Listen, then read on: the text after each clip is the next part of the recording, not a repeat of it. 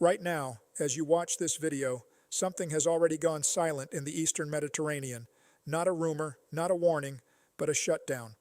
Within the last few hours, Israeli port operations in Haifa and Eilat have been partially suspended after a wave of coordinated drone activity attributed to the Houthis in the Red Sea corridor.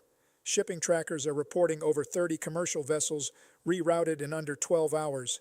Insurance premiums for maritime cargo have surged by nearly 18% overnight, and naval alert levels across multiple fleets have quietly been raised without public announcement. Not a protest, not a skirmish, but a paralysis. And yet the most important part is not what is happening. It is what this signals. Not a drone campaign, not a regional escalation, not even a shipping disruption, but something far more destabilizing: exposure.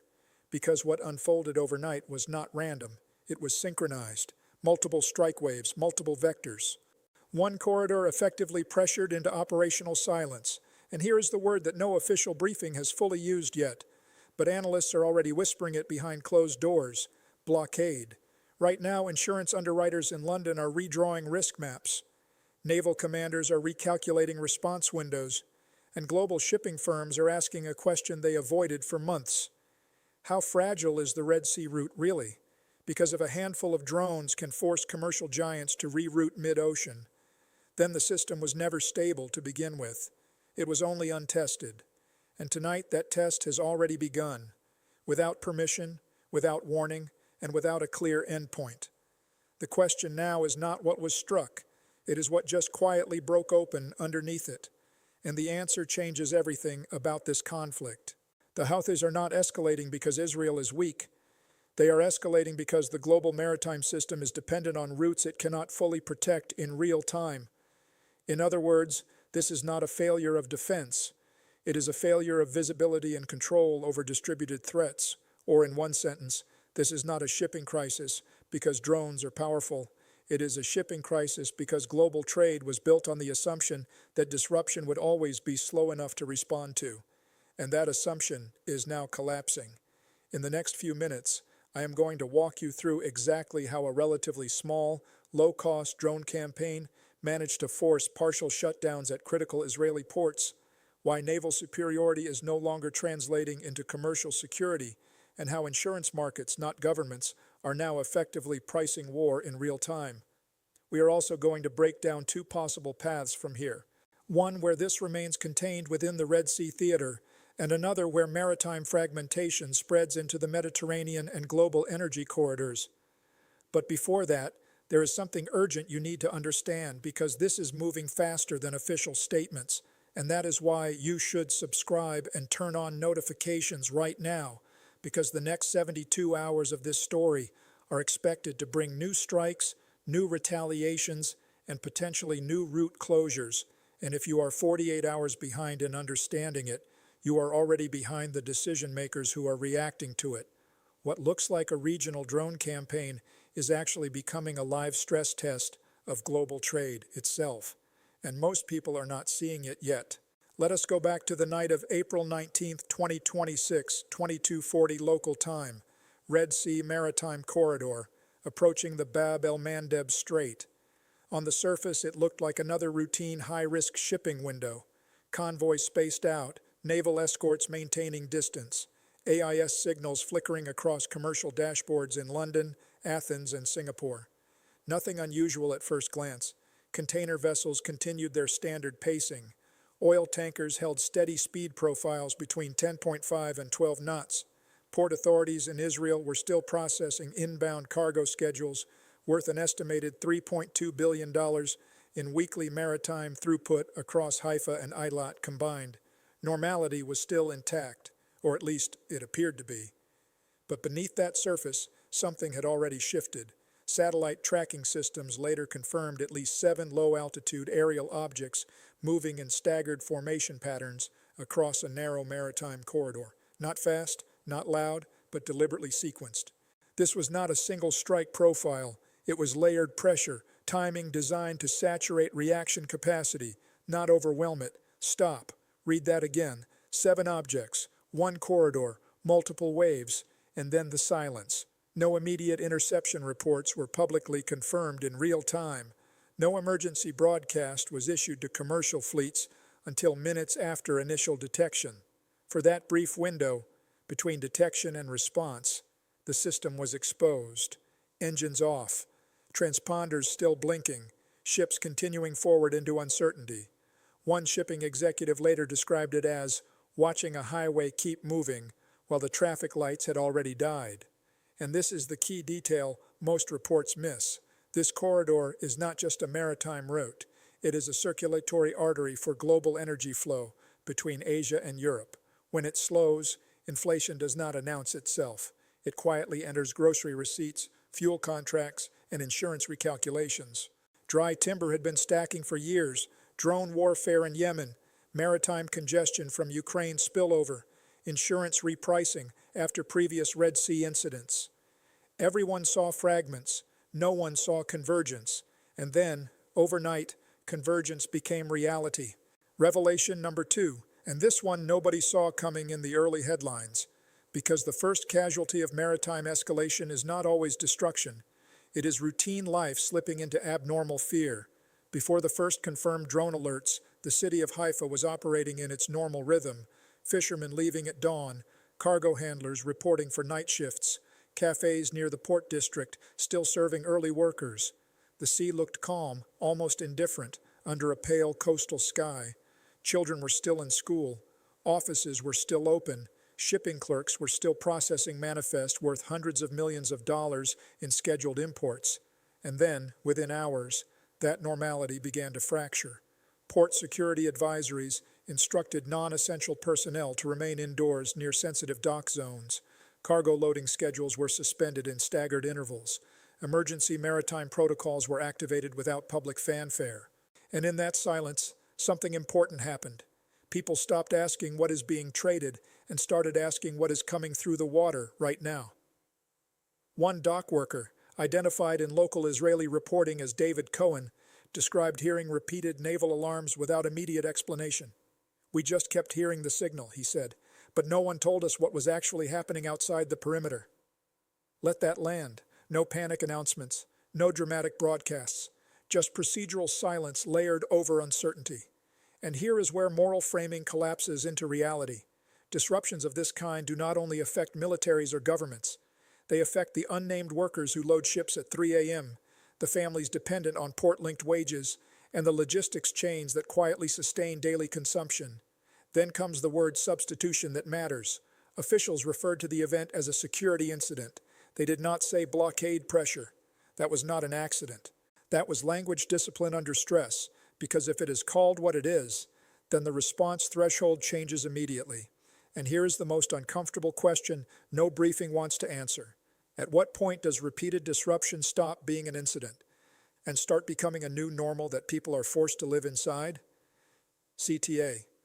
If you are still watching at this point, subscribe, because what comes next is where the system itself begins to show cracks that go beyond any single strike event. Revelation number 3, and this one is about what is happening to the institution itself, not the drones, not the ships, but the systems that were supposed to prevent exactly this kind of disruption. Let's build the list. Port risk classification systems, recalibrated upward. Maritime insurance underwriting models, rewritten mid-cycle. Regional naval coordination protocols, activated under incomplete real-time intelligence. Commercial shipping schedules, repeatedly suspended and resumed. Global freight contracts, force majeure clauses now being invoked at higher frequency. Red Sea routing advisories, changing daily instead of monthly.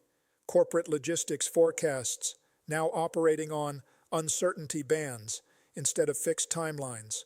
Energy shipment projections, being revised after each incident window. Naval deterrence posture, stretched across multiple theaters simultaneously. That is not a list of responses. That is a list of systems adapting faster than they can stabilize. Say that again. Systems are now adapting faster than they are stabilizing. Now consider timing. While these disruptions were unfolding, shipping executives in Europe were reportedly attending scheduled quarterly planning sessions discussing 2026 efficiency optimization targets and cost stabilization in maritime corridors. That is not a punchline. That is a documented fact of institutional lag, because the deeper truth connects directly back to Revelation 1 and 2. The same fragmentation that allowed low-cost drone pressure to affect high-value infrastructure is now forcing institutions to operate reactively instead of structurally. That is not how you win control over a maritime system. That is how you lose predictability inside it. And here is the uncomfortable symmetry. The very institutions tasked with ensuring stability are now the ones producing the most frequent revisions to what stable even means. These were not disloyal actors, they were loyal to the system as it used to function. Predictable cycles, defined threats, controlled escalation windows, and that is the thing that got them overtaken, because loyalty to a model does not protect you when the model stops matching reality. Now let us talk about the strategic logic the Houthis are applying, because what looks like repeated drone strikes is actually something far more calculated, sustained pressure on a choke point economy that depends on uninterrupted maritime flow. This is not about defeating naval power in a direct confrontation. It is about making continuity itself expensive. Think of it like this. In conventional warfare, you win by destroying the enemy's capability. In this model, you win by forcing the enemy to pay more every time they want normal life to continue. History has seen versions of this before. During the Battle of the Atlantic in World War II, German U-boats did not need to destroy Britain outright. They only needed to make shipping so costly, so uncertain, and so heavily escorted that the entire economic system strained under its own protection costs. The ships kept moving, but the price of movement changed everything. This is a modern asymmetric version of that same principle. Compound collapse theory applies here clearly. Each drone incident increases insurance premiums. Each rerouting increases fuel consumption and delivery time. Each delay increases market volatility, and each layer of volatility makes the next disruption easier to trigger economically. Now zoom out. United States naval assets are present in the broader region, but are now stretched across multiple maritime pressure zones. Israel is forced to prioritize port continuity under intermittent disruption cycles. Saudi Arabia is balancing energy export stability against regional escalation risk. China, heavily dependent on Red Sea-linked trade routes under the Belt and Road system, has issued cautious maritime advisories but avoided direct operational involvement. And the silence from certain European maritime authorities is itself meaningful. Their silence is the most eloquent statement possible. Because silence in maritime geopolitics often means recalculation, not neutrality. Now insert engagement CTA. Like this video and share it with people who are trying to understand what is actually happening in global shipping and conflict systems right now, because what we are witnessing is not just regional escalation, it is a stress test on the architecture of global trade itself, and the actors who might normally stabilize such a situation are now spread across too many competing priorities to fully contain it. The system is still standing, but it is no longer single-thread stable. Now let us talk about what this means for you personally, because this is where the story stops being about navies, governments, or drone systems, and starts becoming about everyday economic pressure that arrives silently in ordinary households. When Israeli ports slow, even temporarily, the impact does not stay in maritime charts.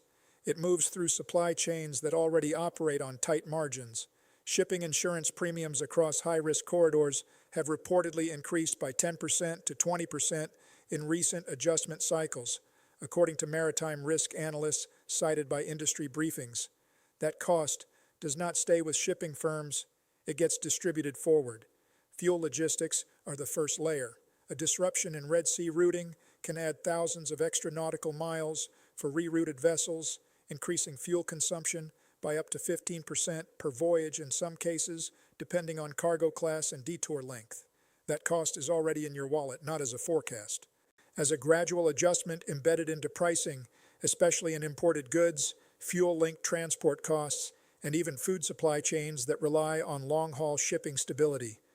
Grocery prices do not rise because of a single strike. They rise because reliability becomes uncertain, and uncertainty is priced in long before shelves change. Electricity markets are also indirectly exposed. LNG shipments, refined fuel imports, and energy transport routes all depend on predictable maritime timing. When timing breaks, price hedging increases. and hedging costs are passed downstream. Even sectors like technology infrastructure are not isolated. Data centers depend on stable energy pricing contracts and imported hardware components that travel through the same maritime corridors, now under intermittent disruption pressure.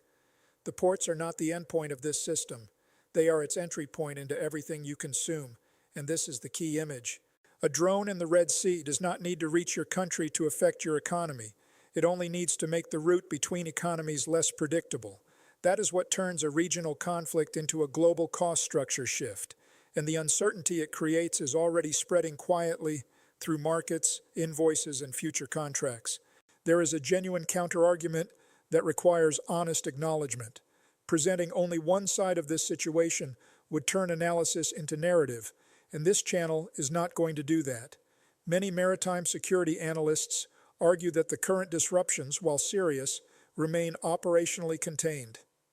They point to the fact that global shipping has not collapsed, that rerouting capacity exists, and that naval coalitions in the region, including U.S.-led task groups, continue to intercept and deter a significant portion of inbound threats.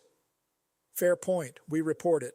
They also highlight that port closures are temporary, not structural, and that Israel's maritime infrastructure remains fully functional with redundancy built into both Haifa and Eilat systems. But here is what strategic analysts understand that surface-level reporting often misses. Continuity of function is not the same as stability of system load, because even if shipping continues moving, it is now doing so under escalating insurance premiums, adaptive rerouting, and persistent threat recalibration. That is not normal operation. That is managed instability. To their credit, some economic indicators still show global trade volumes holding relatively steady, with only marginal percentage declines in throughput across affected corridors. On paper, that looks controlled.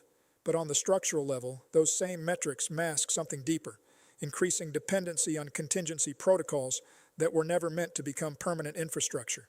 The question is not whether trade continues. The question is whether it continues at an acceptable cost of uncertainty. Because systems do not fail when they stop working. They fail when they only work under constant adjustment, and that distinction is where the real risk now sits. So where does this leave us? Let me give you two clear paths because there is no honest middle ground here. Path 1. Containment through coordinated pressure. In this scenario, escalation is contained within the Red Sea theater through sustained multinational maritime coordination. For this to happen, 4 things must occur in sequence. Continuous interception, success rates must remain high enough to reduce successful drone penetration to near zero operational impact levels. Regional de-escalation channels must remain open between key state actors, including indirect communication frameworks involving the U.S., Gulf states, and intermediaries. Shipping rerouting becomes standardized, meaning commercial carriers permanently adjust routes without further destabilizing cost spikes. Insurance markets stabilize risk pricing, preventing cascading inflation in freight-linked goods. If all 4 align, what emerges is not peace, but managed friction. Trade continues, but under permanently elevated cost structures. This path is possible, but here is the condition that makes it difficult. It requires every actor to prioritize system stability over tactical signaling simultaneously. That rarely holds in real-world escalation cycles. Path 2. Gradual maritime fragmentation. This is not a collapse in the Hollywood sense. There are no explosions, no dramatic headlines. It is slower. Water on stone, not dramatically, not all at once, but steadily, irreversibly, like insurance premiums adjusting upward, like shipping companies quietly avoiding certain corridors, like contracts shortening from months to weeks. Each disruption makes rerouting normal. Each reroute makes original routes less relevant. Each loss of relevance makes enforcement harder. Future historians will not point to a single event. They will point to a sequence of normalized exceptions that became permanent. And they will ask, how did this become the default system without anyone formally deciding it? We already know the answer: incremental adaptation under pressure. I think we are closer to path 2 than the headlines suggest. But I also thought that before the last major escalation wave in the Red Sea corridor, and then one cycle changed everything faster than models could adjust, and that is the real warning here. Here is what I keep coming back to. The port, not the drones, not the headlines, not even the military responses. The port, the place where ships arrive expecting continuity, where containers are unloaded as if the world outside is stable enough to plan around.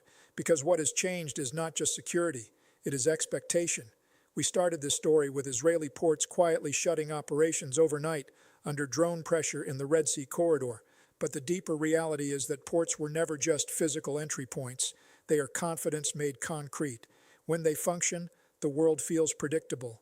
When they hesitate, everything downstream begins to question itself. This is where the fire alarm metaphor becomes unavoidable. The port is not a political symbol, it is a fire alarm embedded inside global trade. And right now, it is not ringing loudly in one place. It is flickering across multiple systems at once, triggered not by a single fire, but by repeated heat signals from different directions. And that is why the earlier thesis matters now more than ever. This is not a shipping crisis because drones are powerful. It is a shipping crisis because global trade was built on the assumption that disruption would always remain temporary enough to absorb. That assumption is no longer guaranteed. The system is still functioning, ships are still moving, ports are still operating in cycles, but something fundamental has shifted underneath it. The stability was never permanent. It was temporarily cooperating. And now the question is no longer whether the system survives this incident. The question is whether repeated exposure to uncertainty slowly rewrites what normal even means for global trade. Is maritime stability ever truly permanent? Or is it always just one corridor away from becoming conditional? Share this with someone who still thinks the Red Sea shipping crisis is just another regional headline story. It is not. It is a case study in how modern global trade reacts when predictability itself becomes the target. And before you leave, I want 3 questions in the comments, because each one speaks to a different layer of this story. Question 1, analytical. If drone-level asymmetric pressure can disrupt major maritime routes, what does that imply about the future design of global shipping security systems over the next decade? Question 2, accountability. When civilian economies begin absorbing the cost of maritime disruption through inflation, insurance, and rerouting, who should be held responsible for preventing that burden from reaching ordinary people? Question 3, philosophical. Is global economic stability ever truly stable? Or is it always just a temporary agreement between systems under stress? Subscribe if you want more deep, structured breakdowns like this. Turn on notifications if you want to stay ahead of fast-moving geopolitical developments that don't wait for headlines to catch up. And if this coverage matters to you, like the video, because it helps signal what kind of analysis should be prioritized in a world that is moving faster than surface reporting can explain. I read every single comment. This channel exists to cover the stories that are real, that have stakes, and that require more than a 90-second segment. Stay sharp.